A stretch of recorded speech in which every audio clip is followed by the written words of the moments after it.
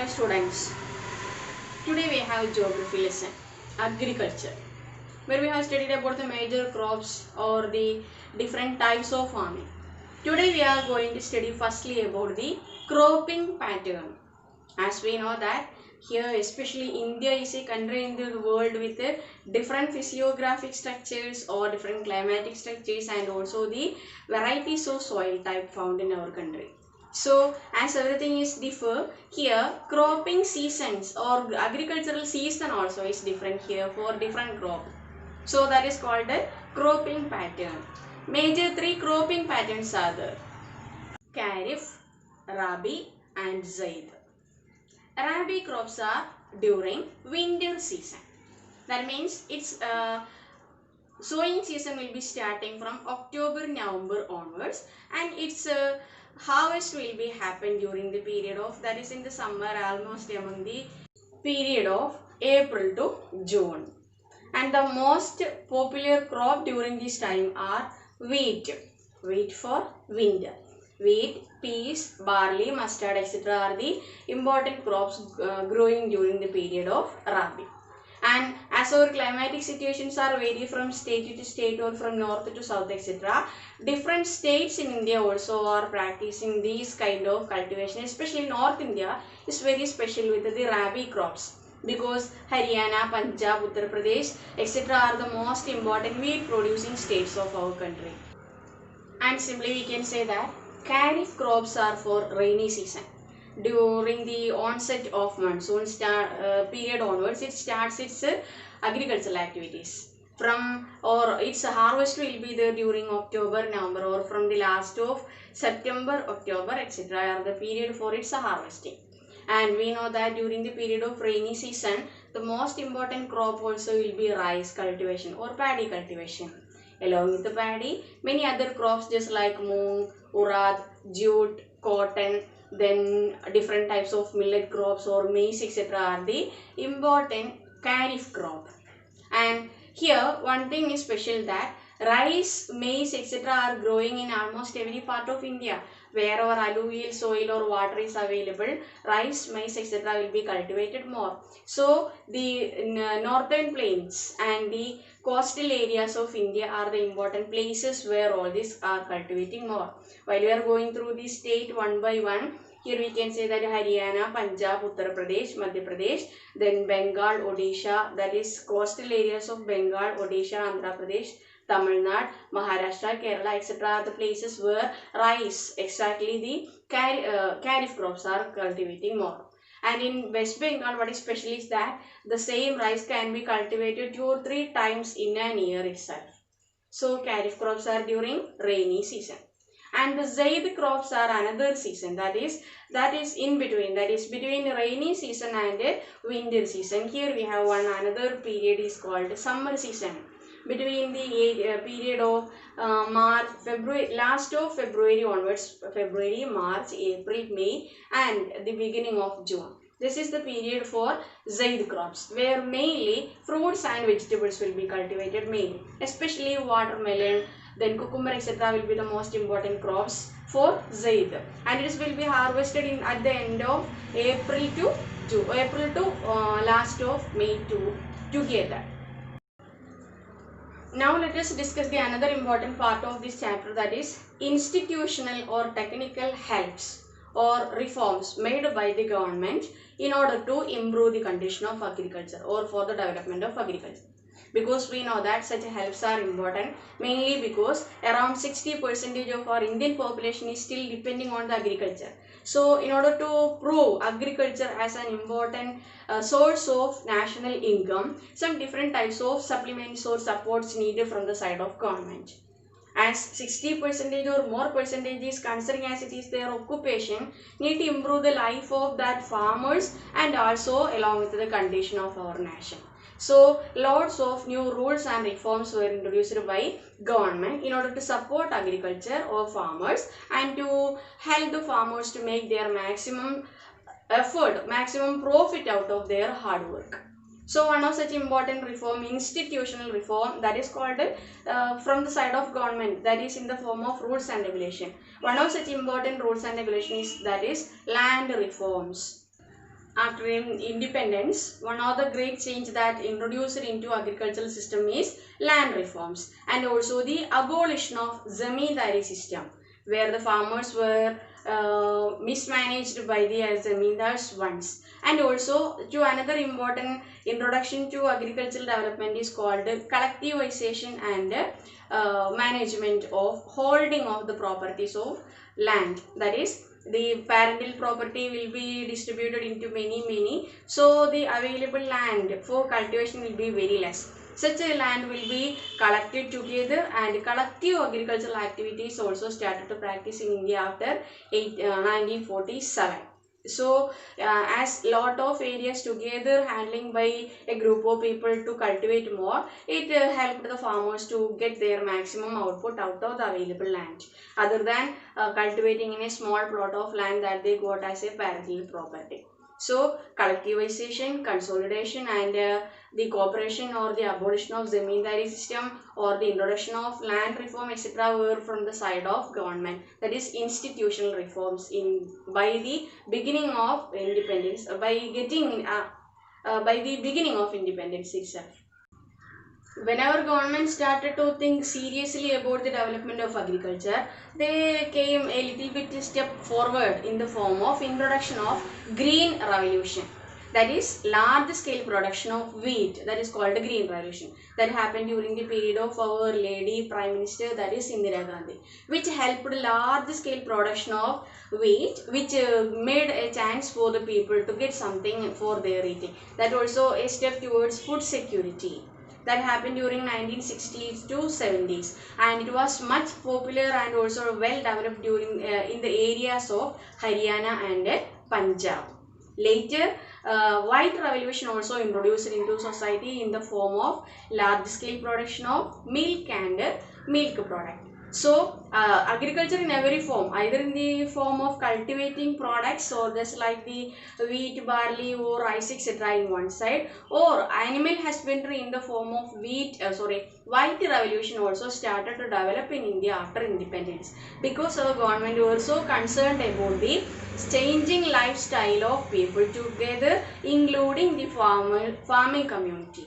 So as around 60% are there as farmers need to concentrate on their lifestyle to increase its maximum, then only it's possible to have a national income for our country. Some technical assistance also were introduced into agricultural system in the form of broadcasting different programs related to farming methods or methodologies in through radio or TV, etc., and large number of books or magazines or bulletins regarding agricultural updates also had done by government during those time itself. Number of awards also started to distribute for the best farmers in order to motivate the farmers to get their maximum output out of their effort, etc. Other than all these, some different type of key schemes also were introduced by the government in order to give a assure guarantee, especially for the crops. Crop insurance system was started. Announcement of minimum support price (MSP) is considering as another important step taken by the government to protect the farmers from the exploitation of the middlemen. Then direct another steps, just like in the form of Kisan credit card or personal accident insurance scheme, etc., also introduced by government for the total insurance of the farmers. So many steps are already taken by government of India, either from the side of in the form of rules and regulation, or in the form of some other supplements or some other support also had started to give by the government for the total development of agriculture. And presently we have already shifted from the primitive stage to modernized technologies of agricultural practices now, just like modeling our European world. And we know that other than the steps taken by government, either technically or initially, with some of the important great personalities or individual effort also, many changes happened in the agricultural system. And we heard about one of the greatest Gandhian, Acharya Vinoba Bhave was one of the person who motivated people through his speech to distribute their land, which was not using properly as agricultural system, to the landless peasants. So whenever acres of land were started to distribute by the landowners to landless people, that was another revolutionary change. The system or that incident was called Bhudan movement. And the founder of Bhudan movement is our Acharya Vinoba Bhave. That means acres of land was distributed by the personalities or the landowners willingly to less landed or landless people due to the inspirational speech of Vinoba Bhave. After this incident, Gram Dan movement also practiced in different parts of Andhra Pradesh or some other states in India, because not only acres of land, villages itself, that is Gram Dan itself also happened. Some of the largest villages were owned by zamindars and were not at all used for proper cultivation. So such gram or villages also were distributed or redistributed among the needed people. So Gramdan and Bhudan movement also were another important development that happened in the case of agricultural development, which were from the side of personal initiative. So now children, let us come to the last portion of this chapter, that is the agricultural impact from the side of global world or globalization and agriculture of India. That we can say that before the arrival of Europeans one by one to India, our own traditional agricultural practices were sufficiently enough to feed our population during those times. Our climatic conditions, availability of water or soil type, etc. were so suited for our agricultural pattern. But when Europeans started to come, especially Britishers came here, they found the land of India suitable for commercial farming than subsistence farming. Many of our major alluvial soil or black soil, etc. were turned into commercial cultivation than food items. So many problems happened during India. We know that in 1917, one of the group of people in India started to fight against the Britishers under the leadership of Gandhiji in the name of Champaran Satyagraha. It was one another important bad effect of globalization, because our own soil were not allowed by somebody else to cultivate what we needed, but instead we forced it to cultivate what they needed to sell it in their market. Mainly because mainly Britishers here to cultivate or to get the raw materials for a different type of their machinery or their factories to feed their factories in their own country, especially cotton, indigo, etc. So their cotton industries in Manchester or Liverpool, etc. of England flourished and developed into its maximum due to well quality raw cotton from our country. And not only cotton or jute, etc. Lot of our food grains also were started to move from our country to outside. So it was a well chance for our farmers to cultivate whatever things needed. But it in turn, what happened to our cultivators or to our soil or to our climatic condition or to the total natural activities of our country, that our soil type started to feel something different from what they already had. Climatic conditions also almost differ from what already it had. Then our, what you can say, the natural quality of our soil started to lose because of adding new different type of chemical fertilizers or continuous irrigation for getting whatever type of crops needed not according to the climatic conditions, etc., spoiled the natural quality of our soil. And one another problem that our farmers themselves started to feel as per the or after this globalized agricultural system is mainly that they were forced to compete with the outsiders, because as it is a part of globalization, we know that not a nation but all nations together. So in order to get a catch or in order to get a grip in the world market, our common or simple or silly farmers were started to feel difficulty to fight against or to compete against the outsiders and their good quality product. And we are unable to prepare all such or to cultivate such food grains mainly because of lack of technology or lack of any other modern methods of information about agriculture, etc. So when agriculture started to become a matter of globalized world, especially in case of modernization of agriculture, some different type of changes or practical side, we can say that some changes happen in case of agriculture. But in case of the real lifestyle of our farmers and the natural quality of soil also totally what we have to say difficult started to feel difficulties. And we know that we studied about green revolution, one of the greatest introduction to our Indian agricultural system, where using different type of modern methods of farming, or also due to the introduction of different type of chemical fertilizers or methods of irrigation facilities or weedicide or pesticide, etc., we were able to cultivate more during those time. But after its after effect also we can say that presently it says that green revolution was really a problem for the natural quality of soil, and the total water bodies of that localities were totally polluted, and many of the water resources were dry up, and the aquatic life also is in danger, or many such problems were there because of high deposition of all these fertilizers, etc., on the soil.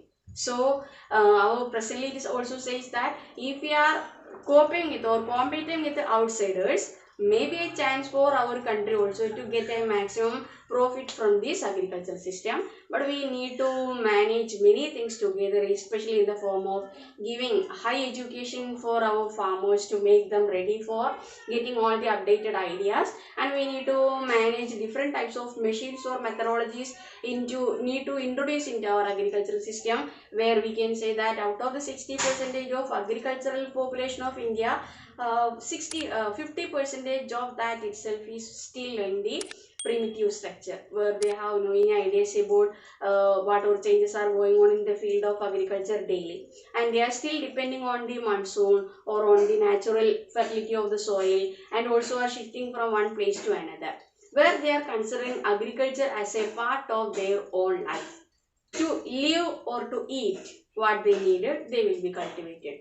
But present world demanding that not only subsistence, need to sell something out and also to earn something into our pocket. So as a part of globalization, as we have a little bit changes that happen here, without disturbing the nature totally, if you are able to manage, or if you are able to consider land and technologies together for a better style, there may be no more dangerous situations in future for our agricultural system, or else our farmers may be in danger, and the total technical or institutional support giving for farmers also may be not much fully successful, and our agricultural system, that is the total population of India, also may have to face different consequences later. So our lesson agriculture give details about agriculture is the backbone of our Indian economy. So we need to care agriculture and farmers well. And once Gandhiji also told that the heart of India lies in the villages. Villages were for farmers. So whenever the lifestyle of the villagers or the farmers are uplifting, there is a scope for nation's upliftment, especially in the income. Otherwise, one side or the gap between up and downs will be huge and high in future also. And as we heard about, every time our national leaders and somebody also were trying their best to create a kind of unity among them, and also a kind of equality, especially in case of social life. It may not be possible if there is no any more care for the agriculture or for the farmers. So let us hope for a best future when our agriculture and the villages together develops. So let us stop now. Thank you. Have a nice day.